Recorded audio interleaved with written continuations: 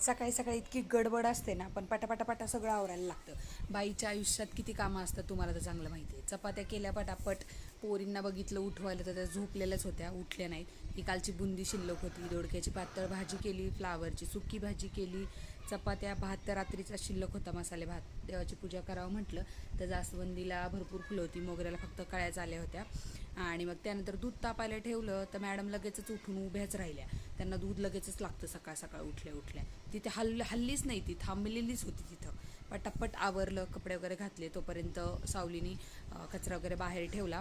आवरून ऑफिसचं काम उरकून मी लायब्ररीमध्ये गेले, मला पुस्तक चेंज करायचं होतं. पुस्तकं चेंज केली आणि बाहेर आलं तर इतकं ऊन होतं भयंकर, अगदी डोक्यावरच सूर्य होता, इतकं ऊन लागत होतं, इतकी तहान होत होती नुसती. त्यानंतर घरी आल्यानंतर इतका पसारा होता की वासच.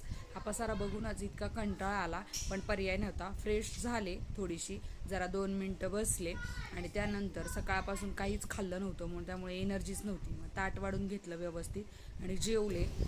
त्यानंतर थोडा आराम करून कपडे भांडे सगळं झाडलोट वगैरे करून झाली. चहा केला 4-4:30 वाजता.